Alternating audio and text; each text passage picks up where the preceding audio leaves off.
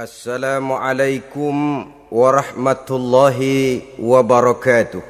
Waalaikumsalam warahmatullahi wabarakatuh.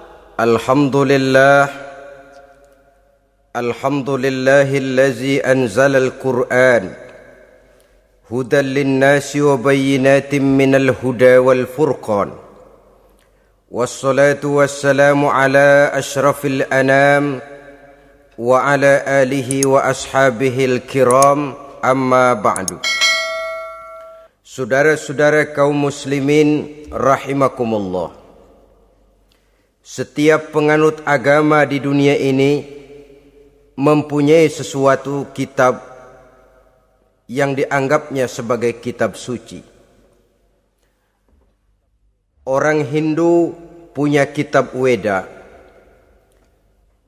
orang Buddha punya kitab Tripitaka, Yahudi mempunyai Taurat, Nasrani mempunyai Injil, penganut Konghucu punya kitab Tao Te Ching, orang Majusi punya kitab Zen Avesta, orang kebatinan punya kitab Serat Centani, Hidayat Jati, Darmo Gandul atau Gatoloco.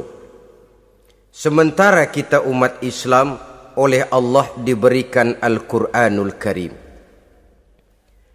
Mengapa kita yakini Quran ini sebagai kitab suci? Pertama, ia bebas dari intervensi dan investasi manusiawi. Ia sepenuhnya, baik isi maupun redaksi, adalah produk dari Allah Subhanahu wa ta'ala. Kita yakini Quran kitab suci karena sampai hari ini belum ada seorang pun yang sanggup membuat seperti itu. Suatu kitab hanya dinamakan suci kalau dia bersih dari investasi dan intervensi manusia. Al-Quran ini sejak turunnya 14 abad yang lalu telah menantang. Wa in kuntum fi raibim mimma nazzalna ala abdina fa'tu bi suratin min mislih. Apabila kamu ragu-ragu terhadap kebenaran Quran yang kami turunkan kepada hamba kami Muhammad, atau kamu menyangka Quran itu cuma bikinan Muhammad saja, cobalah kamu buat satu surah saja semacam Al-Quran. Apabila kamu tidak mampu melakukannya seorang diri, wada'u syuhada'akum, ajak seluruh teman-temanmu. Sejak tantangan ini turun 14 abad yang lalu, sampai hari ini tidak seorang pun yang sanggup membuat satu surah saja semacam Al-Quranul Karim. Barangkali belum pernah ada yang coba-coba. Sudah. Di antaranya apa yang dilakukan oleh Musailamah Al-Kazzab. Dia mencoba membuat satu surah semacam Al-Quran yang kalimatnya sudah berbentuk bait-bait syair, tapi isinya jauh panggang daripada api. Yang kedua, kita yakini Quran sebagai kitab suci karena isi dan ajarannya sesuai dengan fitrah manusia. Suatu kitab dinamakan suci kalau ajarannya sejalan dengan fitrah manusia. Misalnya, manusia secara fitrah, kalau dia laki-laki normal nafsu kepada perempuan, itu fitrah. Perempuan suka kepada laki-laki, itu fitrah. Kalau ada kitab suci tapi melarang manusia untuk kawin, kesuciannya perlu diselidiki. Quran kitab suci sejalan dengan fitrah manusia, maka ia menganjurkan manusia yang mampu untuk melangsungkan perkawinan. Contoh lain, secara fitrah manusia perlu makan. Kalau ada kitab suci yang melarang manusia puasa saja siang malam terus menerus, itu kan sama juga nyuruh orang mati. Quran sesuai dengan fitrah manusia, maka dalam Islam puasa wisol, puasa ngableng apa itu istilahnya, puasa nyambung, Dari pagi sampai sore, sampai malam, sampai pagi lagi puasa terus. Bukan saja tidak boleh, malah haram hukumnya. Kenapa? Itu bertentangan dengan fitrah manusia. Yang ketiga, kita yakini Quran sebagai kitab suci karena isinya tidak kontroversial. Isinya tidak saling bertentangan satu sama lain. Di ayat manapun Quran mengajarkan Allah itu esa. Satu kali dia berkata haram, dia akan tetap berkata haram. Isinya tidak kontroversial. Sebab kalau ada kitab suci, di satu pihak mengajarkan Tuhan esa, di lain ayat mengajarkan Tuhan tiga, di lain ayat lagi mengajarkan Tuhan empat, kitab kacau namanya. Bagaimana suatu kitab bernama suci kalau isinya kontroversial satu dengan lainnya? Dari tiga kriteria inilah kita yakini Quran sebagai kitab suci. Masalah yang akan kita bicarakan pada pertemuan kita kali ini, bagaimana sikap kita terhadap Al-Quranul Karim sebagai kitab suci. Berangkat dari sebuah hadis di mana Rasulullah sallallahu alaihi wasallam pernah memberikan tawaran. Beliau bersabda, "Man ja'ala al-Qur'ana amamahu qadahu ilal jannah, wa man ja'ala al-Qur'ana khalfahu saqahu ilan nar." Siapa yang menjadikan Quran sebagai imam, maka Quran akan membimbing dia ke dalam surga. Tetapi siapa yang menjadikan Quran sebagai makmum, maka Quran akan mendorong dia ke dalam neraka. Pilihan terserah kita. Siapa yang menjadikan Quran sebagai imam, ditempatkannya Al-Quran di depan, dia ikuti petunjuk dan ajaran Al-Quran, maka Quran akan membimbing dia ke surga. Surga dunia, lebih-lebih lagi surga akhirat.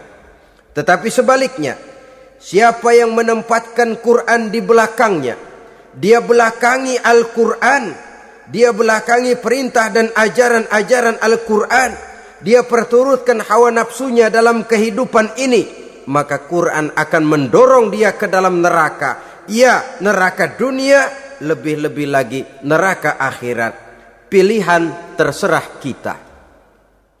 Saya mau tanya, kira-kira Quran dalam hidup kita jadi imam apa jadi makmum?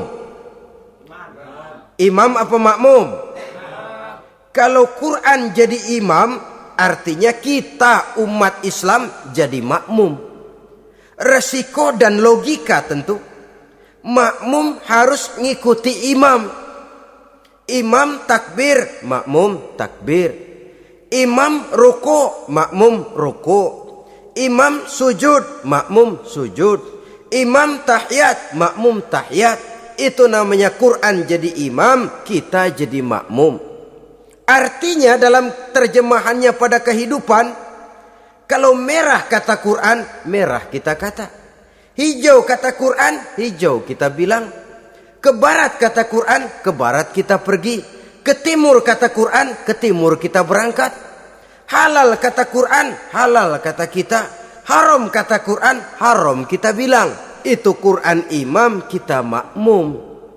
Nyatanya kadang-kadang kontras. Nyatanya kadang-kadang paradok. Merah kata Quran, hijau dong kata kita. Halal kata Quran, remeng-remeng kata kita. Ke barat kata Quran, ke timur kita pergi. Dalam praktek kita mau jadi makmum, Quran kita suruh jadi imam.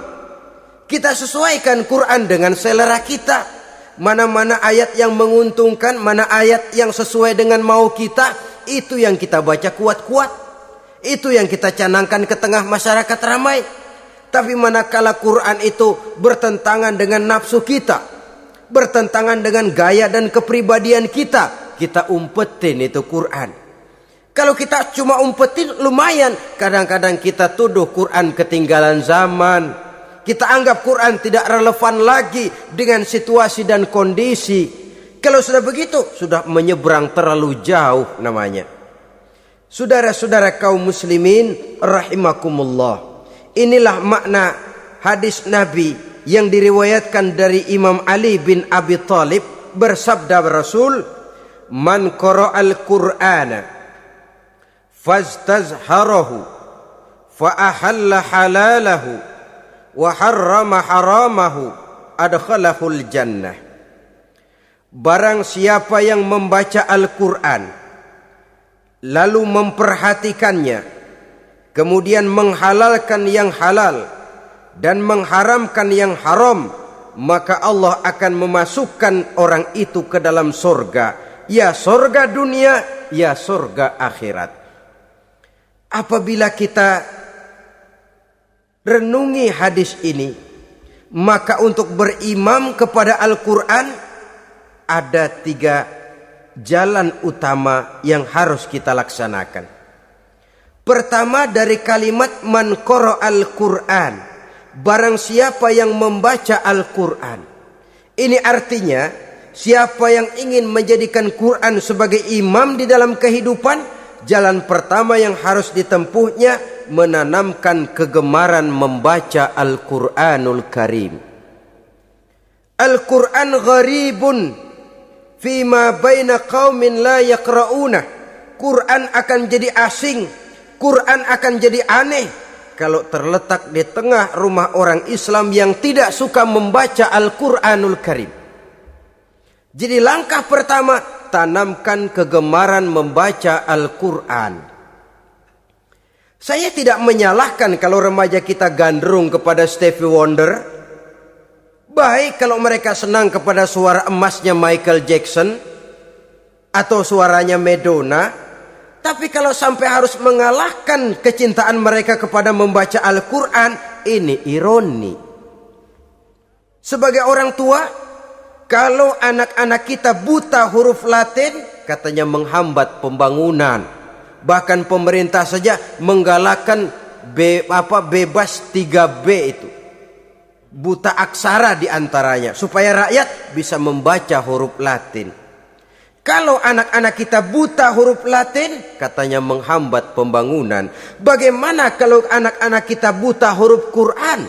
Jelas saja menghambat proses kesadaran dan kebangkitan dari dunia Islam itu sendiri. Satu contoh ringan.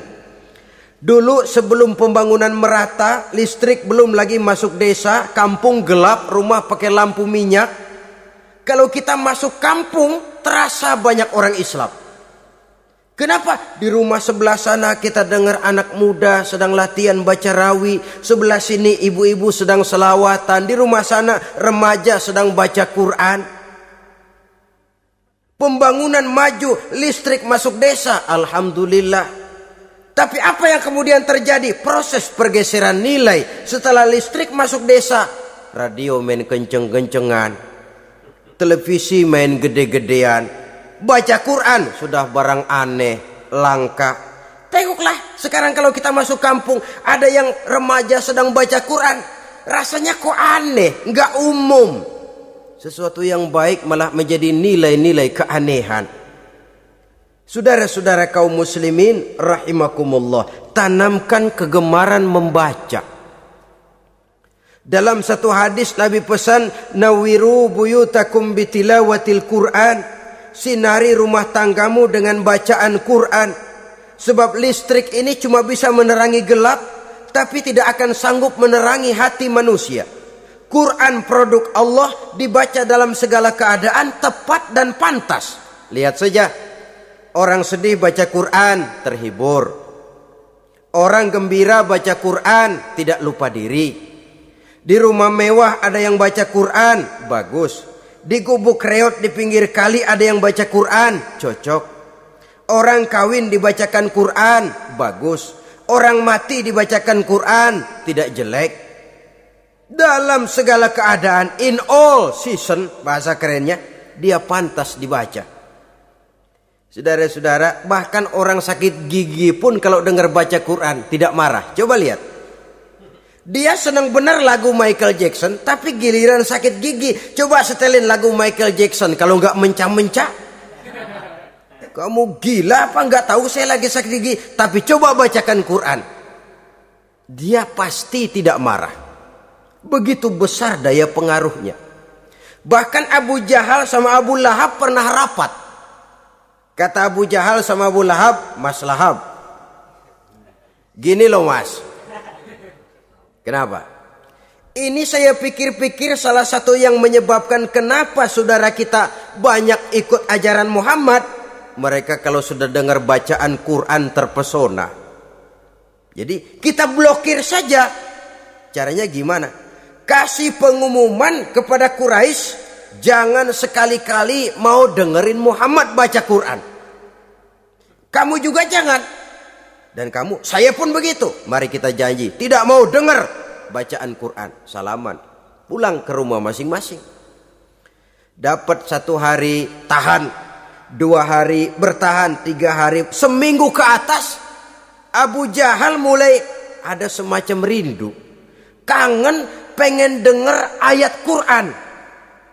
Karena secara pribadi dia mengakui keindahan gaya bahasanya jauh lebih tinggi dari kemampuan penyair Quraisy.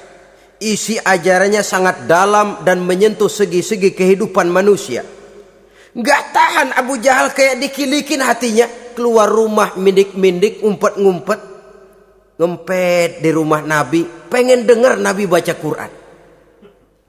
Rupanya Abu Lahab sama. Pikir Abu Jahal, Abu Lahab gak bakalan keluar. Abu Lahab berpikir, Jahal pasti di rumah. Dua-duanya bareng berangkat ke rumah Nabi. Cuma yang satu dari sebelah barat, yang satu dari sebelah timur. Ngempet, ketemu di sudut, sama-sama kaget. Jahal, loh kamu Lahab? Iya, kamu ngapain? Lah kamu ngapain? Akhirnya sama-sama malu, sama-sama tidak bisa menahan diri. Akhirnya sama-sama ngakuin.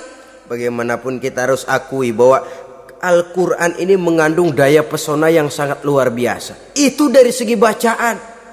Belum lagi dari segi ajaran, belum lagi dari segi isi. Tanamkan kegemaran membaca Al-Quran.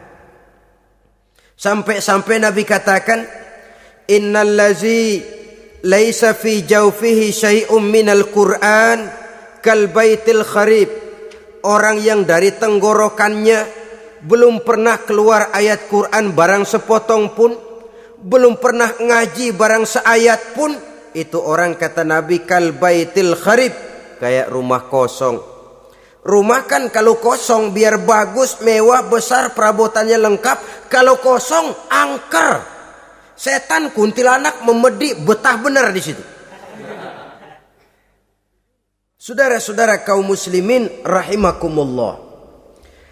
Dalam satu percontohan Nabi mengatakan begini, Masalul mu'minil lazi yakra'ul Qur'an kamasalil utrujah rihuha tayyibun wa ta'muha tayyibun. Orang mukmin yang suka membaca Quran adalah ibarat buah utrujah. Baunya wangi, rasanya lezat. Kira-kira kalau di negeri kita buah apa utrujah itu? Semacam jeruk yang manis lah. Sudah baunya wangi, rasanya enak. Itu buah itu. Orang mukmin yang suka baca Quran kayak buah itu. Baunya wangi, rasanya enak. Artinya syiarnya hidup, isinya memang orang mukmin.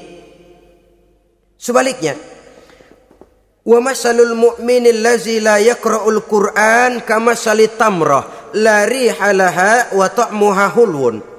Orang mukmin yang tidak suka baca Quran kayak korma. Rasanya emang manis, cuman kagak ada baunya. Artinya apa? Syiarnya kurang. Kalau orang belum tapi kenal kan kagak mau makan korma. Kenapa? Nggak ada baunya. Daya tariknya kurang walaupun rasanya enak. Kalau daya tariknya nggak ada, kan nggak ada iklannya, tidak ada syiarnya. Itu orang mukmin yang tidak suka membaca Quran. Ibarat buah, nggak ada baunya walaupun rasanya enak. Orang kurang tergerak, kurang syiar, kurang daya tarik. Sebaliknya, wa masalul munafiq allazi yaqra'ul Qur'an kama salir raihanah rihuha thayyibun wa ta'muha murrun. Orang munafik yang suka baca Quran seperti buah raihanah. Apa itu? Baunya wangi, rasanya pahit. Orang munafik baca Quran kayak buah itu. Baunya sih enak, cuman rasanya pahit. Ya munafik baca Quran. Syiarnya sih lumayan, daya tariknya hebat, isinya munafik. Nah, paling jelek orang munafik yang gak suka baca Quran. Wa masalul munafiqil lazi la yaqra'ul Quran kamasalil hanzalah laisa laha rihun wa ta'muha murrun. Orang munafik yang tidak suka baca Quran seperti buah hanzalah, sudah enggak ada baunya, rasanya pahit lagi. Kalau buah pacek kali. Udah baunya kagak ada, kalau dimakan bikin orang celeng. Saudara-saudara kaum muslimin rahimakumullah, tanamkan kegemaran membaca Al-Quran, karena membaca Al-Quran merupakan ibadah yang besar. Bahkan kata Nabi, afdalu ibadati abdi qiraatul Quran. Nilai ibadah yang paling baik dari hambaku adalah ibadah membaca Al-Quran. Dalam solat pahalanya lebih besar di luar solat daripada di luar solat. Dengan wudu pahalanya lebih besar daripada tanpa wudu. Mengerti pahalanya lebih besar daripada tidak mengerti. Tapi tidak mengerti pun jangankan membaca, mendengar saja orang baca Quran dengan baik sudah didoakan untuk mendapat rahmat. Berpahala mendengar bacaan Al-Quran walaupun tidak mengerti.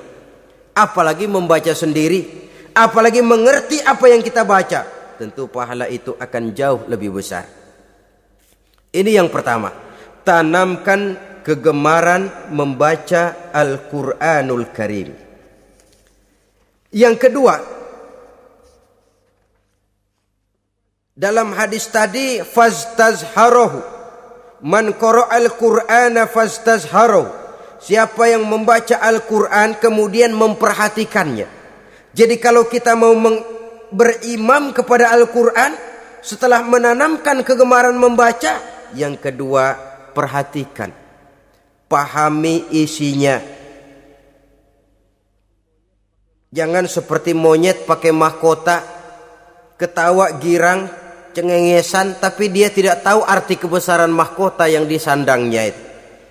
Bangga dengan Al-Quran tapi apa kandungannya kita tidak mengerti. Untuk memahami Al-Quran ini caranya bagaimana? Tentu mudah saja. Seperti contoh, kalau kita ingin mengerti caranya bikin tahu, jangan bertanya kepada montir mobil. Montir mobil ahli betul urusan mesin, tapi kalau urusan tahu, tanya dong tukang tahu. Untuk mengerti rahasia dan seluk-beluk Al-Quran, kita harus bertanya kepada orang yang memahami seluk-beluk Al-Quran. Para ulama, para kiai, para ustadz, yang kita tahu kualitas keilmuannya, kita yakini loyalitas dan integritasnya kepada Islam ini. Kenapa? Ayat-ayat Quran itu elastis. Dia dibawa kemana saja mau. Ditafsirkan menurut kemauan orang bisa. Paling celaka kalau yang belajar tidak punya dasar, yang mengajar punya maksud lain. Sesat dan menyesatkan. Yang ngajar punya nafsu ambisi, yang belajar tikus budeg. Yang memang tidak punya dasar apa-apa. Sekali belajar langsung tafsir. Cara wudhu yang baik saja belum ngerti. Cara ruku dan sujud yang baik saja belum bisa. Yang membatalkan sholat apa ndak bisa, ndak ngerti. Sekali langsung. Udah, supaya kita langsung saja belajar langsung Al-Quranul Karim. Tidak jelek. Cuma akan lebih baik kalau sebelumnya ada unsur penunjang dari nilai-nilai keilmuan dalam Islam ini. Disinilah perlunya menghidupkan majelis-majelis taklim. Sebab kalau Al-Quran hanya dipahami dan dikutak-kutik menurut maunya rasio saja, kekuatan rasio terbatas. Saya akan khawatir nantinya akan timbul pendapat-pendapat di mana Al-Quran disesuaikan dengan otak. Bukan otak ngikuti Quran, tapi Quran disuruh ngikuti otak. Contoh yang dekat saja, kalau saudara ngukur kayu pakai meteran, itu kira-kira meteran ikut kayu apa kayu ikut meteran? Ayo, kira-kira kayu ikut meteran apa meteran ikut kayu? Meteran ikut kayu. Bagus.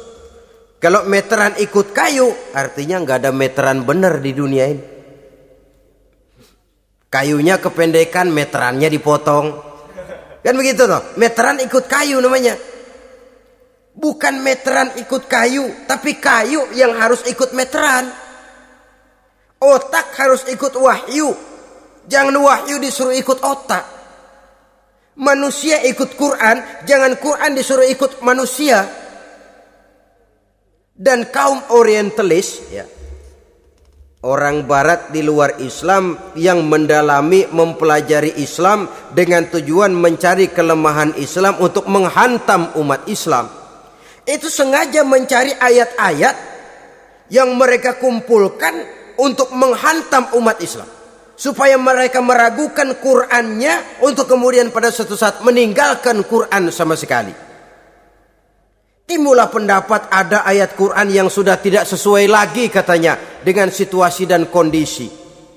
Seolah-olah otak manusia sudah jauh lebih pintar daripada Al-Quranul Karim. Saudara-saudara kaum muslimin rahimakumullah, inilah yang kita berlindung dari Allah. Sebab secara demikian, dengan kata lain, kita secara tidak sadar sudah mengurangi kemahamutlakan dan kesempurnaan dari Allah Subhanahu wa ta'ala. Untuk memahami Al-Quran, maka kita harus bertanya kepada ahlinya, mengaji, menghidupkan majelis-majelis taklim. Jangan sampai Al-Quran menjadi awam di tengah masyarakat Islam sendiri. Ini jalan yang kedua, memahami isinya. Sehingga dengan demikian, manakala Al-Quran dibacakan orang, pemikiran kita tidak lagi terpusat kepada kemerduan suara orang yang membaca, tapi tertuju kepada isi yang dikandungnya. Sehingga dalam kondisi semacam itu, boleh jadi tiap kali dibacakan Al-Quran, nilai iman makin tambah. Kita dengar orang baca, Alam taro kaifa fa'ala rabbuka bi ashabil fil. Terbayang oleh kita bagaimana Raja Abrahat dengan pasukannya mau menghancurkan Ka'bah. Bagi Allah cukup menurunkan burung ababil, hancur lebur Abrahat, raja besar dengan seluruh pasukan gajahnya, berantakan dibuatnya cuma dengan burung ababil. Allah maha besar, Allah maha kuasa. Tambah iman. Kalau tidak, ya seperti yang banyak terjadi. Quran menceritakan azab, kita malah kesenangan. Walakum azabun alim, kamu akan mendapat azab yang pedih. Kita teriak di pojokan, toyib, toyib. Allah, alhamdulillah. Digambarkan azab malah baik-baik. Bahwa kita suka, kita gemar kepada bacaan Quran dengan suara yang merdu, alhamdulillah. Akan lebih baik lagi kalau kita mengerti apa yang dibacanya. Sebab perintah membaca tersirat makna perintah untuk memahami. Perintah memahami tersirat makna untuk mengamalkan. Dengan kata lain, kita hanya bisa mengamalkan Quran dengan baik kalau kita mengerti isinya. Kita hanya bisa mengerti isinya kalau kita rajin membacanya. Baik membaca yang tersirat, baik membaca yang tersurat dengan petunjuk para alim ulama, para kiai, dan orang-orang yang ahli di bidang itu. Saudara-saudara kaum muslimin rahimakumullah, inilah jalan kedua. Upayakan memahami isinya. Hidupkan kajian-kajian agama, hidupkan majelis-majelis taklim. Jangan sampai Al-Quran asing di hati kita sendiri. Jangan sampai kita awam terhadap makna kandungan dan ajaran Al-Quran, sementara kita yakini bahwa dialah yang akan bisa membimbing kita menuju kebahagiaan sejak dari dunia sampai ke akhirat nanti. Jalan ketiga untuk berimam kepada Al-Quran, setelah menanamkan kegemaran membaca lalu berupaya memahami isinya, yang ketiga adalah mengamalkannya dalam kehidupan sesuai dengan kemampuan yang kita miliki. Quran tidak akan membawa berkah Kalau ajaran yang terkandung di dalamnya kita baca, tapi kemudian kita injak-injak dalam praktek kehidupan. Quran mengatakan riba haram, tapi praktek kita dalam hidup malah senang betul kepada riba. Quran mengajarkan jagalah kesatuan persatuan dan ukhuwah Islamiyah. Praktek yang kita lakukan malah centang perenang, malah saling bertolak belakang, malah kadang menjegal kawan seiring, menggunting dalam lipatan, ramai kita dengan kita. Lalu kelemahan pun menjadi kenyataan di mana-mana. Quran sekali lagi tidak akan membawa berkah kalau yang kita baca kita injak-injak. Tentang pengamalan Al-Quran ini, Allah Subhanahu wa ta'ala mengklasifikasi manusia dalam firman-Nya, Thumma awrasnal kitabal lazina astafaina min ibadina. Kemudian kami wariskan Al-Quran ini kepada hamba-hamba kami yang kami pilih. Ya Allah, coba saja kita lihat ayat ini.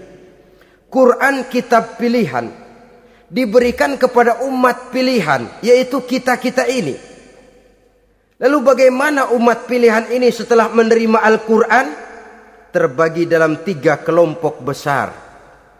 Pertama, kata Allah, faminhum zalimun linafsihi.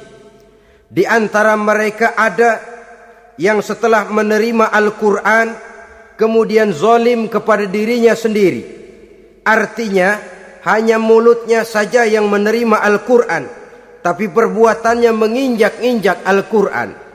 Orang semacam ini tidak zalim kepada Allah, tidak zalim kepada Rasulullah, tetapi orang semacam ini zalim kepada dirinya sendiri. Dia terima Quran dengan mulutnya, tapi dia injak-injak Quran dengan perbuatannya. Na'udzubillah summa na'udzubillah. Kelompok yang kedua, faminhum muqtasid. Di antara mereka ada yang setelah menerima Al-Quran lalu muqtasid. Muqtasid ini 50-50. Ngambil jalan tengah, ajaran Quran dipakai, ajaran setan dikerjain.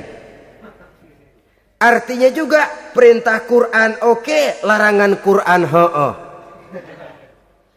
Saudara-saudara, malaikat bingung bagaimana montennya nih anak ini. Perintah Quran dikerjain, larangan Quran juga dikerjain. Ini muqtasid. Nah, yang ideal adalah golongan yang ketiga, kata Allah, wa minhum sabiqun bil khairati biiznillah.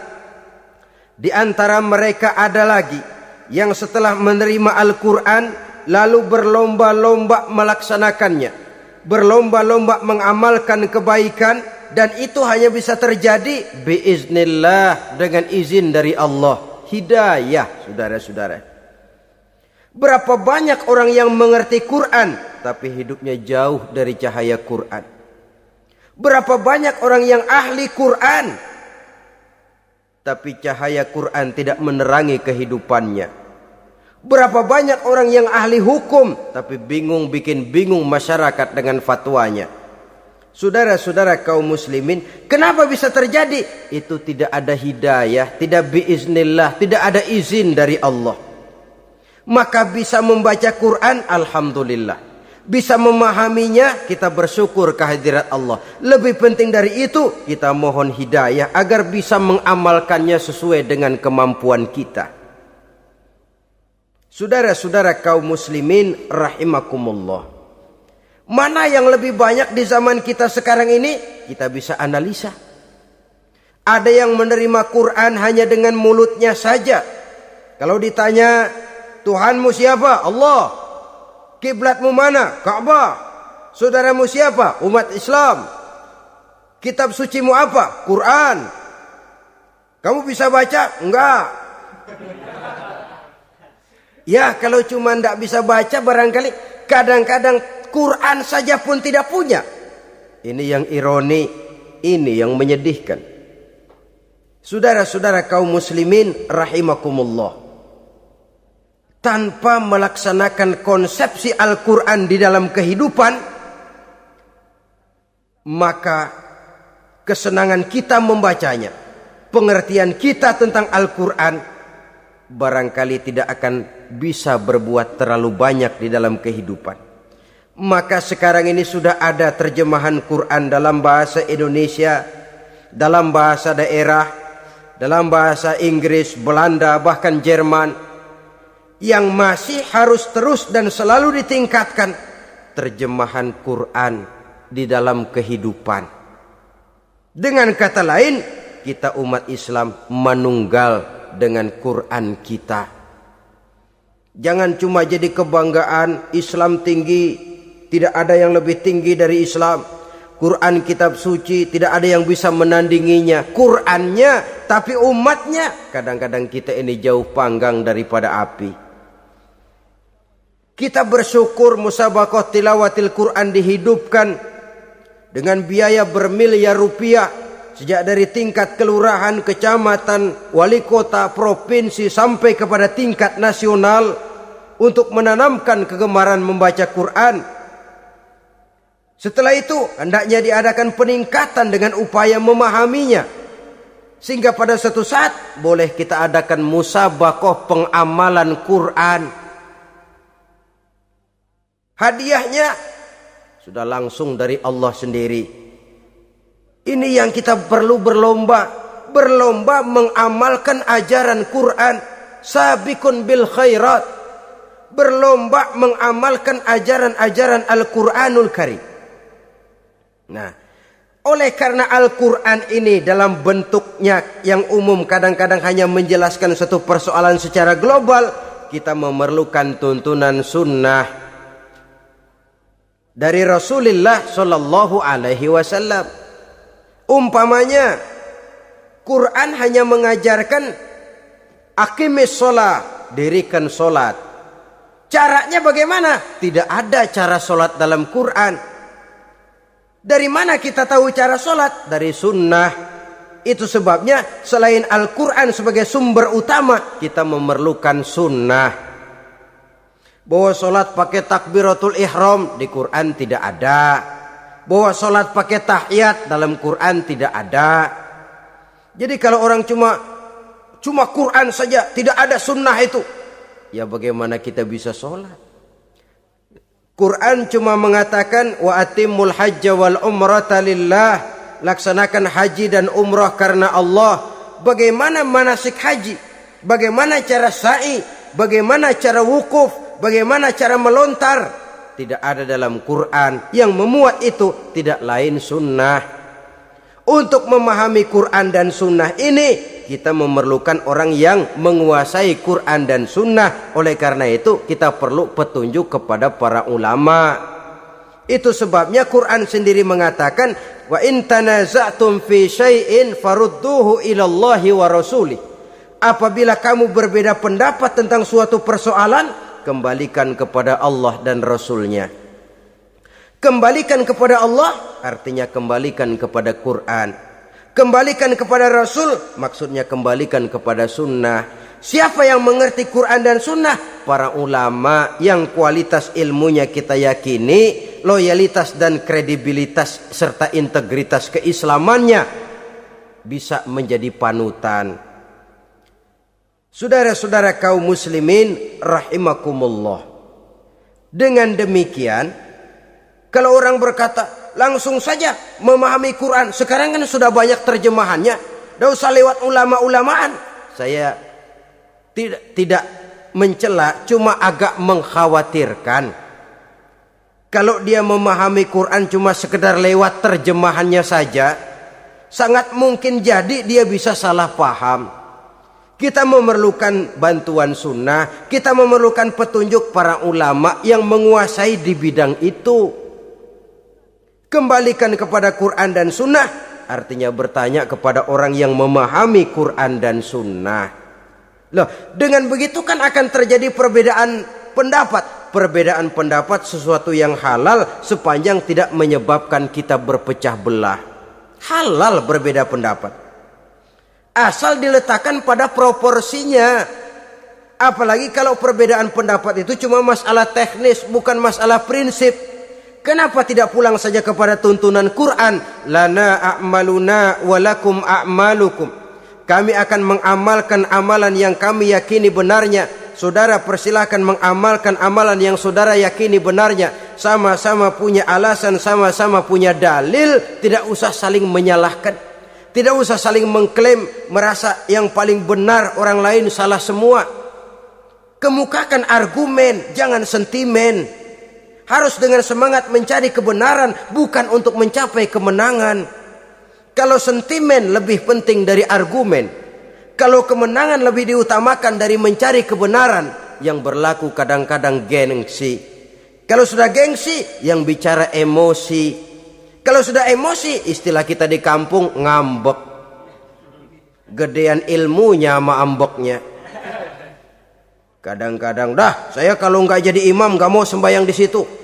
Kalau nggak jadi imam, orang lain dianggapnya kagak sah sembayangnya. Wah, pokoknya kalau nggak ngaji sama saya Islamnya kurang bener. Mengklaim. Perbedaan pendapat wajar, halal, asal tidak menyebabkan kita berpecah belah. Dan sewajarnya kita lebih berusaha mencari titik pertemuan, memperbesar persamaan, dan bukan mengutak-ngutik perbedaan. Kadang-kadang inilah penyakit kita nih. Satu kunut, satu tidak sembahyang subuhnya, bisa RT. Satu usoli, satu tidak, bisa RW. Satu azan sekali Jumatan, satu dua kali bikin masjid lagi. Kenapa bukan persamaannya yang dicari? Kenapa justru perbedaannya yang diperbesar? Yang masalah macam ini sampai kiamat tidak pernah selesai. Kan lebih baik kalau kita ditanya orang, Pak, sholat subuh itu pakai kunut apa tidak sih? Kalau saya pakai. Kalau yang tidak pakai kunut bagaimana Pak? Betul, kata yang tidak pakai. Jadi yang pakai kunut betul, betul karena saya pakai kunut. Yang tidak juga betul, betul kata yang tidak pakai. Kalau yang kunut betul, yang tidak kunut betul, lalu yang salah yang mana Pak? Yang salah yang subuh nggak sembahyang. Lebih objektif, proyek garapannya ada, umat tidak berpecah belah. Ini yang konyol, kadang-kadang khutbah Jumat pakai membongkar khilafiyah, menghantam tahlil, menghantam kunut. Selesai sembahyang Jumat, apa yang terjadi? Umat resah, masyarakat gelisah, polemik timbul, masalah tidak terselesaikan. Orang jadi khotib itu raja dalam mimbar Jumat, siapa yang mau bantah dia? Kalau memang mau buka itu persoalan khilafiyah, buka dalam forum khusus. Adakan pengajian, jelaskan masalahnya secara luas, mendasar. Jangan mengklaim dan memponis. Berikan kebebasan kepada umat untuk menilai. Masalahnya selesai, yang tidak puas bisa bertanya. Saudara-saudara, sudah lewat masanya kita meributkan soal itu. Sudah datang waktunya di mana kita lebih mementingkan dan membicarakan masalah-masalah yang lebih mendesak dihadapi oleh umat. Kemiskinan misalnya, kebodohan misalnya, keterbelakangan umpamanya, peluang untuk mendapatkan pendidikan yang layak bagi anak-anak kita yang berotak cerdas tapi tidak punya kemampuan ekonomi umpamanya. Itu akan lebih objektif ketimbang kita membicarakan masalah-masalah yang sampai kiamat tidak akan pernah selesai, yang hanya akan menyebabkan kita menjadi lemah, persatuan koyak, solidaritas sosial lalu menurun, saling curiga menjadi tumbuh karenanya, dan pada akhirnya kita tidak akan pernah bisa berbuat banyak. Untung kalau tidak menjadi tertawaan bagi orang yang berdiri di luar pagar. Saudara-saudara kaum muslimin rahimakumullah.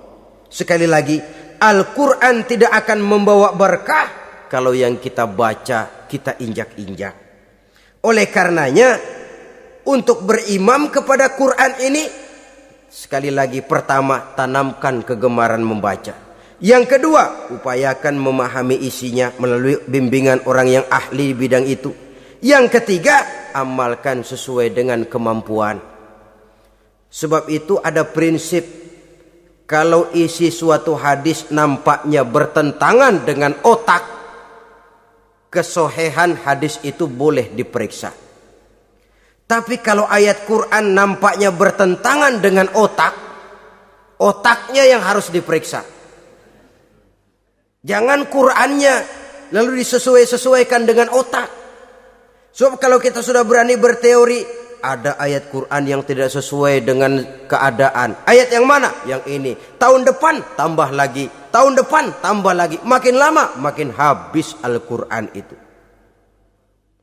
Yang perlu diperbarui cara kita memahami Quran.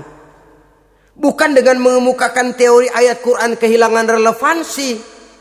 Cara kita memahami barangkali yang kurang relevan. Dalam situasi, dalam konteksnya dengan situasi dan kondisi.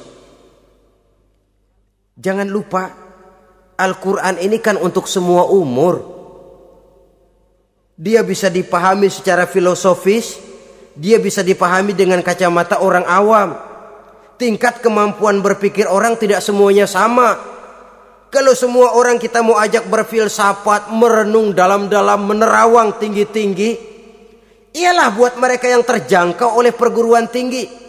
Tapi buat saudara-saudara kita, pedagang-pedagang kecil, petani di desa-desa terpencil, remaja-remaja yang jauh dari sentuhan teknologi canggih, sanggupkah mereka berpikir filosofis? Sementara mereka merupakan bagian terbesar dari kondisi umat ini. Saudara-saudara kaum muslimin, oleh karenanya ditentang membaca, memahami dan mengamalkan, Rasulullah Shallallahu Alaihi Wasallam pernah memberikan sugesti. Beliau bersabda, "In aradtum aisha su'ada, apabila kamu menginginkan kehidupan yang bahagia, hidup seperti hidupnya orang-orang yang bahagia, dan tentu ini keinginan kita semua, wa mautas syuhada, dan menginginkan mati sebagai matinya para syuhada, para pahlawan pembela agama, orang yang mati syahid." Wah, ini sudah tidak duanya ini. Hidup mulia, mati syahid, dapat dua-duanya. Wan najata yaumal hasyri, dan ingin mendapat keselamatan pada hari hasyar, hari pengumpulan manusia di padang mahsyar. Wazilla yaumal harri, dan mendapat perlindungan dari Allah pada hari yang sangat panas. Wal huda minad dhalalah, dan mendapat petunjuk dari kesesatan. Nah, ini keinginan semua orang. Kan yang kita cari apa sih? Hidup bahagia. Biar ndak kaya, asal bahagia sudah enak. Lalu apalagi? Matinya sebagai syahid. Kemudian di hari pengumpulan nanti mendapat keselamatan. Lalu pada saat orang lain kepanasan, kita mendapat perlindungan. Kemudian orang lain kebingungan, kita mendapat petunjuk. Kalau ini yang diinginkan, kata Nabi, resepnya fa'adimu qiraatal Quran, maka lazimkan, biasakan olehmu membaca Quran. Tidak ada terlambat. Idealnya memang dari kecil, sebab lidah kalau sudah kaku berat. Disuruh baca innallaha laghaniyun hamid, lidahnya berat. Innallaha lampuniyun hamid, lampuniyun. Laghaniyun jadi lampuniyun. Lidah itu kalau sudah berat ya memang berat.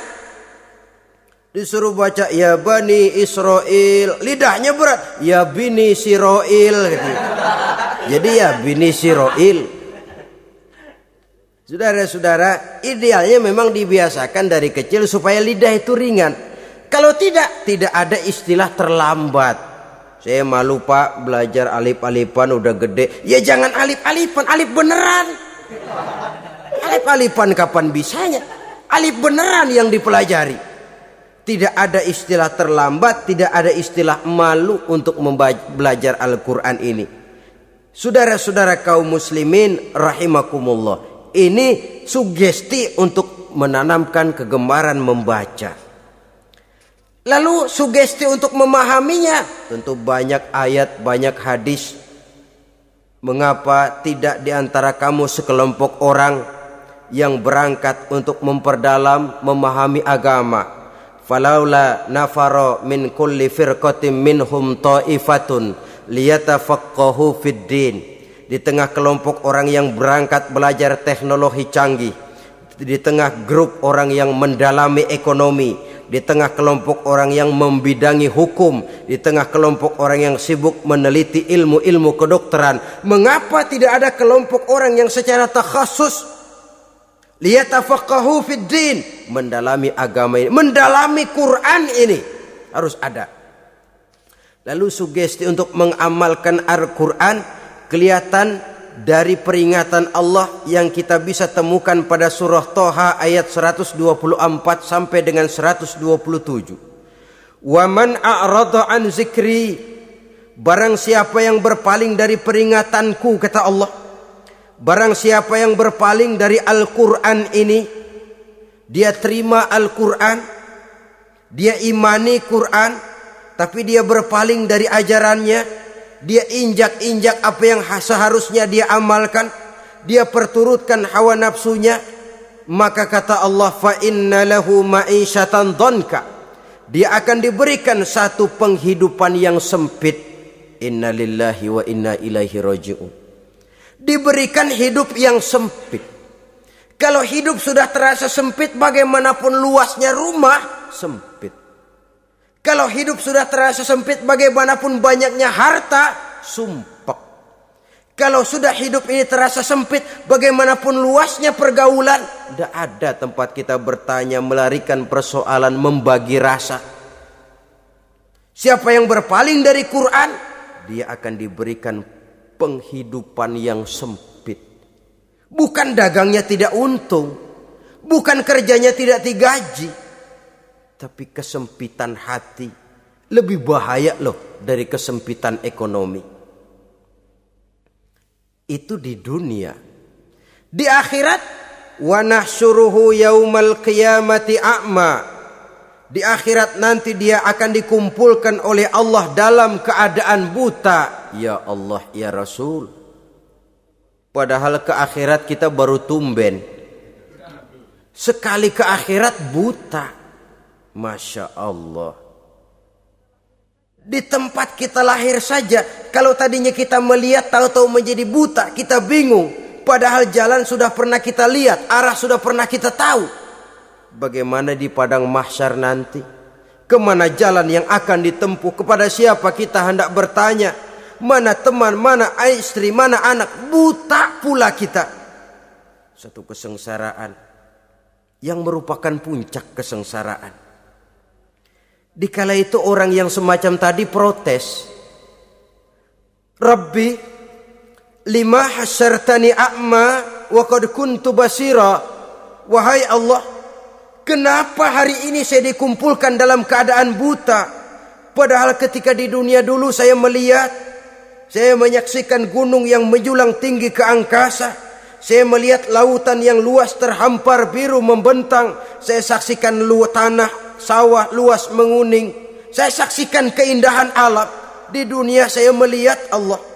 Kenapa sekarang saya dikumpulkan dalam keadaan begini? Protes dia, tidak terima dia. Allah jawab, kadzalika atatka ayatuna fanasitaha. Kata Allah, begitulah memang. Dahulunya waktu di dunia telah datang ayat-ayat kami kepadamu, telah turun Al-Quran, telah datang agama, fanasitaha, tapi kamu lupakan dia, kamu lupakan Quran, kamu lupakan Islam. Datang ayat, turun Quran, turun agama, kamu belaga pilon, kamu belaga enggak tahu. Wa kadzalikal yauma tunsa, maka hari ini pun begitulah kamu dilupakan. Sebagaimana dulu waktu di dunia, kamu telah melupakan ayat-ayatku, melupakan kitabku, melupakan ajaran-ajaranku. Hari ini kamu pun dilupakan. Seolah-olah Tuhan cuma enggak bilang, mereka protes, Tuhan, kenapa saya buta padahal di dunia saya ngelihat. Kata Tuhan, kalau bahasa kita, lu rasain. Lu sih kenapa dulu di dunia pura-pura enggak lihat? Kenapa waktu di dunia pura-pura enggak tahu? Kenapa waktu di dunia kamu lupakan Quran? Maka hari ini pun engkau kami lupakan. Wa kadzalikal yauma tunsa wa kadzalika najzi man asrafa walam yu'min bi ayati rabbih wal azabul akhirati asyaddu wa abqa. Demikianlah kami membalas orang yang berlebih-lebihan, orang yang melampaui batas dan tidak mau beriman kepada ayat-ayat Tuhannya, dan sungguh siksa akhirat itu lebih dahsyat dan lebih kekal. Siksa dunia mungkin kelaparan, kekurangan ekonomi, kekurangan pakaian, tapi berapa hari paling lama seumur manusia? 70 tahun umur kita, ya paling lama begitulah. Tapi siksa akhirat, kesengsaraan akhirat, kesengsaraan neraka, asyaddu wa abqa, lebih dahsyat dan lebih kekal. Di zaman sekarang orang bukan cuma berbuat potong kompas, berpikir pun potong kompas, berpikir pun ngambil jalan pintas. Dia lebih memilih kesenangan yang sedikit dengan mengorbankan kesenangan yang abadi. Dia mengejar surga yang sebentar dengan menghancurkan surga yang kekal. Dicarinya surga dunia, hidup cukup, rumah bagus, makan bagus, pakaian bagus, istri bagus, dengan menghalalkan segala macam cara, berpaling daripada kehidupan agama, lalu menginjak-injak Al-Quranul Karim. Kita berlindung kepada Allah, jangan sampai dimasukkan dalam kelompok yang di akhirat nanti dibangkitkan dalam keadaan buta. Na'udzubillah summa na'udzubillah. Di sini kita terkesan dengan apa yang dikatakan Sayyid Muhammad Abduh, al-Islam mahjubun bil muslimin. Kebesaran Islam kadang-kadang tertutup oleh tingkah laku umat Islam sendiri. Keluhuran dan kesempurnaan Al-Quran tertutup oleh kebodohan umat Islam. Sedangkan untuk mengungkapkan rahasia Al-Quran ini diperlukan keahlian yang kompleks. Saudara yang di fakultas teknik belajar teknologi, ungkap buka rahasia Quran di bidang teknologi. Saudara yang di bidang kedokteran, ungkap buka rahasia Al-Quran di bidang kedokteran. Saudara yang ahli geologi, pelajari struktur kulit bumi dengan mengungkap rahasia Al-Quran. Sehingga pengkajian kita tentang teknologi, pengkajian kita tentang angkasa luar, pengkajian kita tentang anatomi manusia akan berakhir kepada subhanaka ma khalaqta hadza batila. Ya Allah, tidak satu pun yang Engkau ciptakan ini sia-sia. Perut bumi mengandung minyak, timah, kekayaan yang berharga untuk manusia. Mempelajari angkasa luar bisa memahami musim dan menyelamatkan manusia. Mempelajari rimba belantara, teknologi canggih, akhirnya akan memperkuat nilai-nilai iman. Menerjemahkan ajaran Quran lewat disiplin ilmu yang kita kuasai masing-masing, untuk kemudian bekerja sama bahu-membahu dalam rangka mengimani Al-Quran, mengamalkan Al-Quran, dan mengawal keluhuran Al-Quranul Karim yang atas dasar tuntunannya kita hidup, untuknya kita berjuang, dan dalam bimbingannya kita ingin kembali menghadap Allah Subhanahu wa ta'ala. Inilah pertemuan yang singkat ini. Mudah-mudahan kita diberikan kekuatan oleh Allah untuk berimam kepada Al-Quran, menjadikannya sebagai pedoman utama di dalam kehidupan kita. Terima kasih atas segala perhatian. Mohon maaf atas segala kekurangan. Usikum wa nafsi bitaqwallah. Wassalamualaikum warahmatullahi wabarakatuh.